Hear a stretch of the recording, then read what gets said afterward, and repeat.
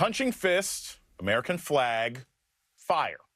That emoji triplet is one of the responses in the now infamous Signal chat that was revealed to the world thanks to Team Trump accidentally adding Jeffrey Goldberg of The Atlantic to their conversation. Punching fist, American flag, fire. It's a ludicrous way for a government official to communicate in response to a presumed kill of a U.S. military target. But given this administration, it's not surprising. It is a perfect example of the kind of performative masculinity, this culty bro-ish behavior that's seen as an asset in Trump world. How else do you explain things like Elon Musk appearing in a gold chain and oversized belt buckle wielding a chainsaw at CPAC? Trump world, it seems, even sees that behavior as a political asset. That concept is explored in a new opinion essay in the New York Times by American University professor Rachel Louise Snyder, who's written extensively about misogyny and violence against women. Quote, "We live in a new world where words like women, gender, and trauma are banned or limited in research studies. Phrases like women are property and gay people are mentally ill are no longer violations of conduct at Meta. The fringe went mainstream and then became the U.S. government. This fringe mainstream mentality is going global and going viral. Polls show young women are moving more to the political left than young men in the age of Trump. And The Independent reports, quote, 60% of Gen Zers believe political leaders, including U.S. President Trump, are fueling misogynistic and divisive language online. This toxic bro culture is driving young women away from social media platforms, according to a recent Amnesty International UK poll. This online toxic bro culture is at the heart of Netflix's newest hit miniseries, Adolescence. Our next guest, Chloe Combi, watched Adolescence with over 100 young people and wrote about it for The Independent. Quote, Adolescence depicts the fallout after 13-year-old Jamie Miller murders his female classmate. It transpires that the very likable and seemingly normal Jamie has been heavily radicalized by online manosphere culture, which has warped his view of women and girls, a tragic global reality today. Watching Adolescence as an adult is a jarring experience because it pulls back the curtain on a world that every teenager with a phone is potentially exposed to.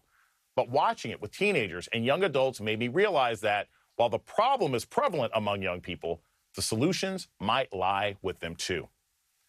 Joining us now is Chloe Combi, a columnist for The Independent. She's the author of the book, Generation Z, Their Voices, Their Lives. Chloe, thank you so much for joining me this week. I was so impressed with the article that you wrote. I watched Adolescence, as millions of people across the country have done here and in the UK.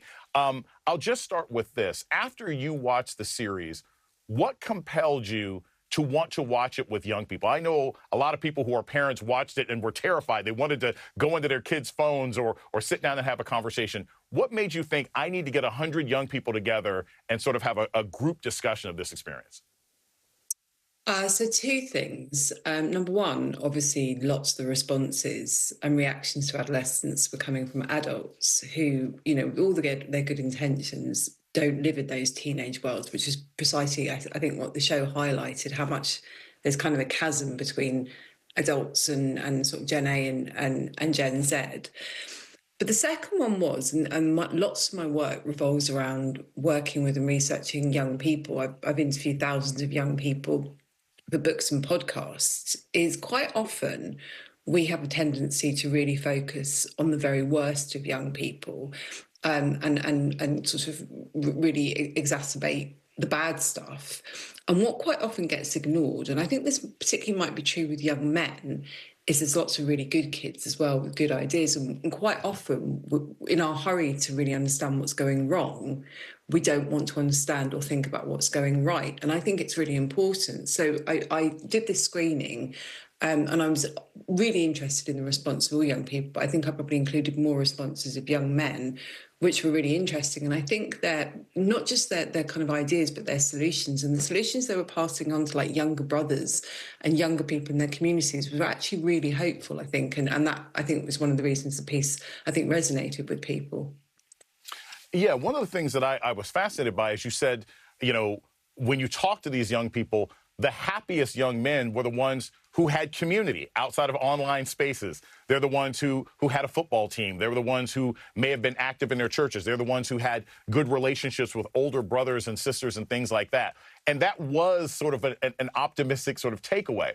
My question is, if you are a parent and you see this show, or you feel like your son or daughter is getting influenced by these sort of online misogynistic, incel type messages, what should you do? Should you sign them up in clubs? Should you just talk to them? What are some of the things the young people said about that?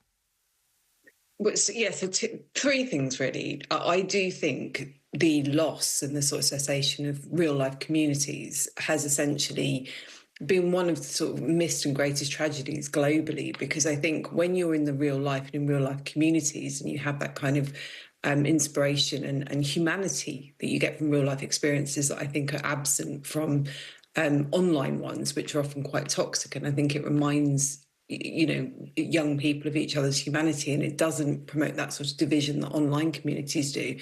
I think the second thing is, I think parents and carers need to be incredibly honest with young people. I think in the same way that once they might have had the sex or drugs talk, I think the online world talk and being really clear-eyed about that, and also educating themselves, I think is incredibly important. But I think the third thing that's kind of been missed, particularly with this kind of online bro culture, is that this is quite literally a monetization and commodification of teenage rage and pain. These bro influencers, they don't care about their sort of young followers. They care about the zeros on their bank balance.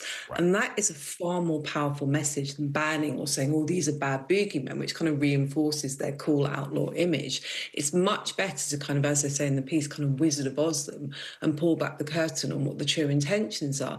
And really for 15 years, I think big tech has figured out that very upset and angry teenagers are very lucrative. And that's why these very extreme voices have kind of risen to the top and have gotten, the biggest megaphones, because it's a highly lucrative business. And I think being clear about those things rather than doing that banning, which actually makes these influencers kind of look like cool and outlawish, is much more effective. And it's the approach that I've taken far more.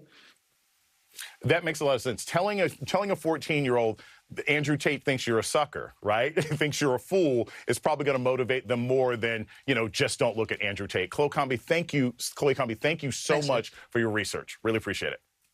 Thank you.